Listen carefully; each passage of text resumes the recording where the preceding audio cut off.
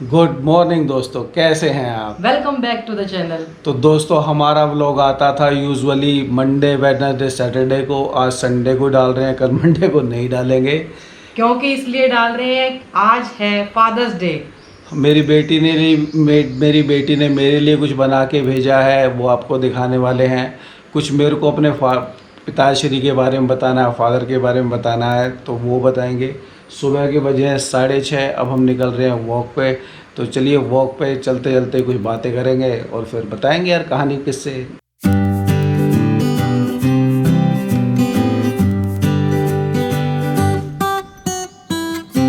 भाई, हमारी सोसाइटी में मौसम हो चुका है खतरनाक। खतरनाक नहीं, बहुत सुहाना। हमारी सोसाइटी में क्या, पूरे ऋषिकेश में पूरी रात भर बहुत तेज़ बारिश हुई है।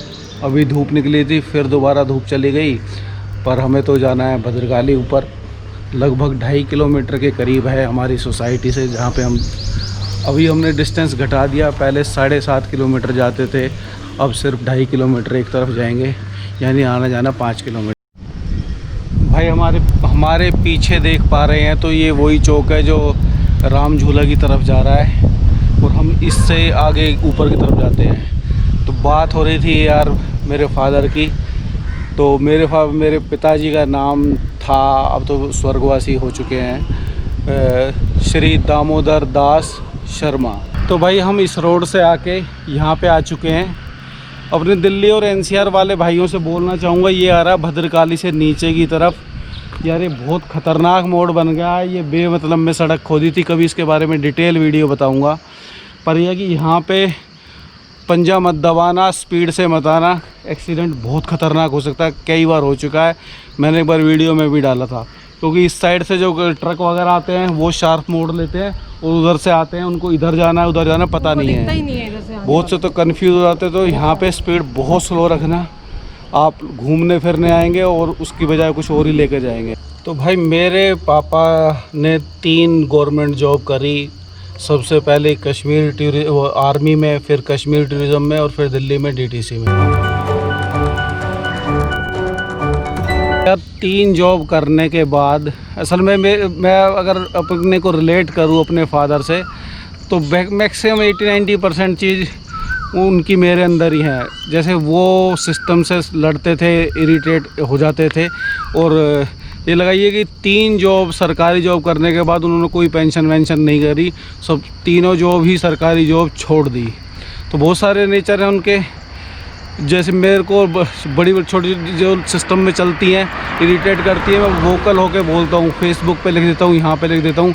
ऐसे ही मेरे फादर का नेचर थे। ये लगाइए कि जब वो आर्मी में भर्ती हुए थे तो उनको परमिशन नहीं दी गई थी। अपनी दादी मतलब उनकी दादी, मेरे फादर की दादी, मेरी परदादी का पैर का अंगूठा लगवा के फॉर्म पे साइन करा के चले गए थे अपने आप ही। तो भाई, स्टोरी बता रहा था मैं अपने फादर की। अभी मैसेज आया हमारे पास। मैसेज आया तो मेरी बड़ी बेटी का कनाडा से। तो चलिए पहले मैसेज सुनते हैं, फिर Father's Day, Papa Ji. This song was dedicated to you, and thank you so much for this beautiful life. Thank you so much for giving me everything, whatever I needed. Thank you so much for making me this much capable, and I just want to say I love you and I miss you, and I hope that I will see you soon. उंगली पकड़ के तूने चलना सिखाया था ना, दहलीज ऊंची है ये पार करा दे। बाबा मैं तेरी मलिका, टुकड़ा हूँ तेरे दिल का, एक बार फिर से दहलीज पार करा दे। फसलें जो काटी जाए उगती नहीं है, बेटियां जो ब्याही जाए मुड़ती नहीं है। ऐसी विदाई हो तो, लंबी जुदाई हो तो, एक बार फिर से दहलीज पार करा दे।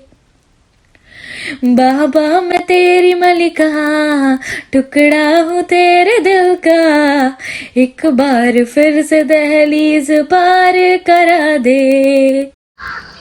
तो भाई, मैसेज शिवांगी बेटा बहुत अच्छा लगा। Thank you so much, we proud of you. और मिस बेटा हम सभी भी करते हैं, पर अब तेरे से बोला था कि तू परमानेंट आ सकती है, तूने खुद मना किया है। और जल्दी मिलेंगे, भगवान ने चाहा तो, और ऐसे मिलेंगे कि कभी नहीं बिछड़ेंगे। मैं तो थोड़ा रो लेता हूँ यार, मैं थोड़ा सा ना इमोशनल हूँ, मैं जब मर्जी आंसू गिरा देता हूँ। ये नहीं रोती है, पर ये भी आ जाए ना इमोशनल हो रही है। मैं बचपन में बहुत रोती थी। ये बचपन में रो तो थी, मैं तो बचपन में भी रोता था, अभी भी रो लेता हूँ। रो के यार भसड़ा ना निकल जाती है, ख़त्म हो जाती है। तो थैंक यू सो मच बेटा, मिलते हैं, बहुत जल्दी मिलेंगे। तो भाई मेरे फादर ने 65 और सन 71 दोनों युद्ध लड़े आर्मी में रहते हुए, और लगभग 8.5 या 9 साल बाद वो जॉब छोड़ दी। फिर वो चले गए कश्मीर टूरिज़म में। कश्मीर टूरिज़म का भी एक बहुत ही बढ़िया किस्सा है। किस्सा ये है कि यार जब उनका इंटरव्यू हो रहा था तो लगभग 1500 के करीब कैंडिडेट थे। 1500 कैंडिडेट में अकेले आदमी वो सेलेक्ट हुए थे। उसका कारण आगे बताऊंगा। तो भाई फाइनली बातें करते करते हम पहुंच चुके हैं माँ भद्रकाली मंदिर। तो बात कर रहे थे अपने फादर की जॉब की कि वो कितने प्रैक्टिकल थे। जो वो उनका कश्मीर टूरिज़म में 1500 लोगों के अंदर अकेले का अपॉइंटमेंट हुआ, तो हुआ यूँ कि वहाँ पे एक टेक्निकल पोस्ट खाली थी, चेयर लिफ्ट सुपरवाइज़र की। तो जो भाई मेरा गुलमर्ग गए होंगे, कश्मीर कन्याकुमारी बहुत करते हैं हमारे बाइकर्स, तो बता रहा हूँ जो गुलमर्ग के अंदर चेयर लिफ्ट है, रोपटो लिफ्ट है, अभी तो बहुत ज़्यादा कन्वर्ट हो चुकी है, उसमें मेरे फादर थे, उनको अपॉइंट किया गया था स्पेशली। और टेक्निकल बात ये थी कि जब उनसे इंटरव्यू लेके गया तो वो बैग के अंदर अपनी डांगरी, जो कि वो आर्मी छोड़ के आए थे, डांगरी को पहन के गए। उनसे पूछा कि भाई, उनसे टेक्निकल बातें पूछी गई, बोले कि बैग में क्या है, उन्होंने बोला डांगरी। बोलो ये किस लिए लाए हो, तो बोले इसलिए लाए हो, मैं इसलिए लाया हूँ कि अगर आप बोलोगे कि मेरे को डीजल इंजन खोल के दिखा दो या कुछ बता दो तो मैं तैयार हूँ, डांगरी के साथ मैं आपको खोल के और पूरा डेमो करके दिखाऊंगा कि किस किस में क्या क्या टेक्निकल पार्ट होते हैं और उसको कैसे हम रिपेयर कर सकते हैं। तो यार उनकी इसी बात को सुन के जो उनके जो डायरेक्टर लेवल के, क्योंकि काफ़ी क्रिटिकल पोस्ट थी, सेंसिटिव पोस्ट थी, तो उन्होंने उसी टाइम अपॉइंट कर दिया। और जो फाइनली बता रहा हूँ, जब वो कश्मीर टूरिज़म की जॉब छोड़ के आए तो मनाली में भी एक लिफ्ट लगनी थी, उनको वहाँ के लिए बुलाया गया, उन्होंने मना कर दिया। तो फिर एक किस्सा और है रोपटो लिफ्ट का ही, वो आगे बताऊंगा। वो उसी कश्मीर टूरिज़म के दौरान कि जो मैं ईमानदारी की बातें करता हूँ, उन्होंने सिस्टम के साथ कभी कंप्रोमाइज़ नहीं किया। लगा ली कि 48 साल की उम्र में वो चले गए, परंतु वो अगर चाहते तो करोड़ों रुपए जोड़ सकते थे। मेरे पास भी, मैं भी शायद करोड़ का 20-50 करोड़ रुपए जोड़ सकता था। ऐसी ऐसी मेरी पोस्टिंग रही, ऐसे मेरे फादर की रही। बहुत पैसा कमा सकते थे पर नहीं कमाया, एक मान सम्मान कमाया। और जब वो गए तो उनके मन में ही हमेशा ये रहा कि यार मैंने कभी ज़िंदगी में ना कोई एडजस्टमेंट करी, ना बेईमानी करी। तो जो वो ईमानदारी वाला किस्सा है मैं आपको बताता हूँ, आगे चल। तो भाई फाइनली अब हम आ चुके हैं अपने जंगल वाले रूट के अंदर, और मेरे पीछे देख रहे हैं ये मशरूम लगी हुई है। मैंने पिछले लिंक डालूंगा, उस वीडियो में पूछा था जंगली है पता नहीं है, तो हमें पता नहीं चला, हमने पता नहीं किया। तो यार बात हो रही थी फादर की ईमानदारी के ऊपर, तो मैं बताता हूँ कि उनको काफ़ी अच्छा स्टेटस मिला था उस समय के अंदर। मतलब अभी अगर होते, अगर जॉब को कंटिन्यू करते तो शायद गस्टेड पोस्ट से भी काफ़ी ऊपर पहुँच चुके होते। तो एक नौकर हमारे, उनके पास हमारे घर में 3-4 हेल्पर दिए हुए थे सरकार की तरफ से। तो एक को किसी ने कुछ कहा होगा कि उन्होंने बोल दिया कि उसको निकाल दिया। तो बंदा क्या किया, कश्मीरी था, वो घर पे आ गया, और घर पे आके उसका नाम था मोमदू ने क्या किया कि फादर मेरे जॉब पे गए हुए थे और मदर के घर पे आकर बहुत सारे ड्राई फ्रूट, खजूर, खुरमानी वगैरह जो भी कश्मीर में होते हैं, उनका बकेट बनाया और वहाँ पे दे गया। तो मदर ने सोचा कि भाई कि कोई बात नहीं, उन्होंने भिजवाया, उन्होंने पूछा नहीं, उन्होंने रख लिया। फिर उसके बाद जब मेरे फादर शाम को आए तो उन्होंने पूछा मदर से कि भाई ये क्या है, ये कौन लाया, तुम लाई हो? तो मदर ने बोला कि मोमदू आया था, वो रख के चला गया। तो मेरे फादर ने मेरी मदर को इतना झाड़ा और बोला कि तुम्हें पता है कि वो किस लिए दे के गया है? उसको मैंने निकाल दिया है और वो एक तरह की रिश्वत देने की कोशिश कर रहा है। तो मेरी मदर को भी लगा यार मैंने गलत किया है, तभी उसको बुलाया गया, उसको भी झाड़ा गया, फिर उसने माफ़ी मांग ली और वापस रख लिया।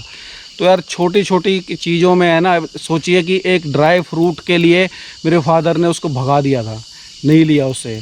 इसी तरह से बताता हूँ कि सन 84 के अंदर वो दिल्ली के अंदर थे। एक हमारा रिलेटिव आया था कहीं से, पता नहीं किसकी साइकिल वाइकल उठा के लाया और हमारे घर पे रख गया।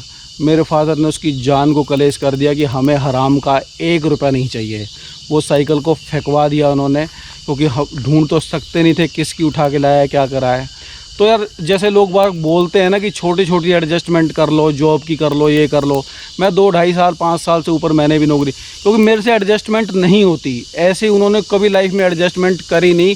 एडजस्टमेंट करने से तो बढ़िया उन्होंने रिजाइन कर दिया, और उसका नतीजा ये है यार, उन्होंने हमें काबिल बना दिया। प्रॉपर्टी छोड़ी या नहीं छोड़ी, हम लाखों करोड़ों रुपए कमा सकते थे। और वही मैंने कोशिश करी कि यार मैं शायद प्रॉपर्टी छोड़ के जाऊं या ना जाऊं, अपने बच्चों को इतना काबिल बना दूं कि वो जब चाहेंगे पैसा कमा सकते हैं। अगर आज भी मैं एडजस्टमेंट करना चाहूं अपने जीवन में, तो मैं लाखों करोड़ों रुपए छाप सकता हूं, पर मेरी वो नियत ही नहीं है यार। तो आपके साथ एक्सपीरियंस शेयर करने हैं और मस्त रहना है, ज़रूरत क्या है पंगे लेने की इतनी। तो भाई ये है भद्रकाली वाला जंगल। ये नीचे इतने सारे हिरण है ना कि पूछो मत, और ऊपर और इस जंगल से होते हुए बाघ है। कई बार भद्रकाली मंदिर पे आ गए, एक बार मंदिर पे आ गया था, पुलिस चौकी है, बाघ पुलिस चौकी के ऊपर और पुलिस वाले बाहर। तो यार ये भी अपने फादर के बारे में मैडम कुछ बताना चाहती हैं, तो बताइए भाई। हाँ जी, तो मेरे फादर का नाम है ओम प्रकाश भारद्वाज। वो CGHS में राष्ट्रपति भवन में जॉब करते थे। वहाँ डिस्पेंसरी जो थी उसमें जॉब करते थे। और मैं उनके नेचर के बारे में क्या बताऊँ, वो इतने मस्त राम है, उनको किसी दुनिया से कोई मतलब नहीं है। अपने एक कॉपी ले रखी है, उसमें राम राम राम नाम लिखते रहते हैं। और इतना है कि कोई उनकी मतलब मस्त, कुछ अगर किसी को बोल भी दे तो कोई बुरा नहीं मानता, क्योंकि सब उनके पास आते हैं। वो कोई भी बीमार पड़ता है घर में, उनके नाम के मृत्युंजय जाप और सब शुरू कर देते हैं। इवन जब इनके फादर को कैंसर हुआ था तो उनके नाम के भी पता नहीं कितनी पूरी बुक भर दी थी उन्होंने कि भाई मतलब बचे रहे। इतनी प्रेयर करते हैं वो दूसरों के लिए। वाकई में ऐसा मस्तराम आदमी मैंने कभी नहीं देखा। जब इसकी शादी हुई थी उनको कोई मतलब नहीं था। सारे चाचाओं ने, बड़े भाई ने मेहनत करी, सारा अरेंजमेंट किया। उनको कुछ पता नहीं है ना कि सब इतने हैं लोग आगे टेंशन करने वाले, तो वो टेंशन लेते ही नहीं है ज्यादा। वो ये लगाइए कि 5 भाइयों में सबसे बड़े भाई हैं, उनको पर दीन दुनिया से कोई मतलब नहीं है। वो मस्तराम मस्ती में आग लगे बस्ती में। लेकिन हाँ, वो वैसे केयर करते हैं, केयरिंग करते हैं। अगर कोई बीमार पड़ जाता है तो अपने हिसाब से जो पॉजिटिव वो उनका है, वाइब्स हैं कि वो दूसरों के केयर करते हैं, उनके लिए खुद ही अभी भी बता रहा हूँ कि कोई उनके घर में बच्चा बीमार हुआ था तो इसकी भाभी हमारे नाम के भी जाप कर लीजिए, जाप कर दीजिए। तो पूजा पाठ में इतना मस्त रहते हैं ना कि पूछो मत। तो यार ऐसे आदमी, उनको लिए भी हैप्पी फादर्स डे भाई। हालांकि वो एक और मैं बोलना चाहूँगी कि अपने ये तो एक दिन की बात है कि आज फादर्स डे है तो हम बोल रहे हैं, लेकिन फादर्स और मदर उनको अगर हम सोचें, आजकल के बच्चों को टाइम नहीं है उनके पास, तो सबसे बड़े फादर्स और मदर्स डे तभी होंगे तब हम उनके साथ बैठें, कुछ उनकी सुने, कुछ अपनी कहें। तो मुझे नहीं लगता इससे अच्छा कोई वो यार, वो रोज ही करना चाहिए हमको, एक दिन स्पेशल नहीं कि एक दिन डाल दिया पोस्ट तो हो गया काम। वो ऋषिकेश आए थे तो उसकी मदर भी आई थी, वो भी यार वो असल में वो थोड़े पुराने ज़माने की सोच रखते हैं कि भाई लड़की के यहाँ नहीं रहना। जबकि वाकई में बता रहा हूँ, मेरे को कोई दिक्कत नहीं है, मैं अपने ससुर को भी रख सकता हूँ और मैं अपने जमाई के घर भी रह सकता हूँ। पौधों की चिंता, उन्होंने अपने पेड़ लगाए और घर में अनार का पेड़ गमले में, उनको चिंता कि मेरे पेड़ में कोई पानी नहीं देगा। जबकि हमारी भाभी वो डेली दे के आती थी शाम को, पर फिर भी कहते थे नहीं मेरे पेड़ों में पानी नहीं देगा कोई भी। मतलब उनको ईश्वर और नेचर से बहुत ज़्यादा प्यार है, इतनी पॉजिटिव हैं कि। पर यह है कि वो सोचते हैं, मैंने तो बोला कि यार हमारे पास ऋषिकेश में स्पेस है, आप दिल्ली के गंद में से निकलो, आ जाओ। ना मेरी मदर आती है और ना इसकी मदर आती है। मेरी मदर सहेलियों के चक्करों में नहीं आती और इसके मदर फादर कि भाई लड़की का घर है इसलिए नहीं आते।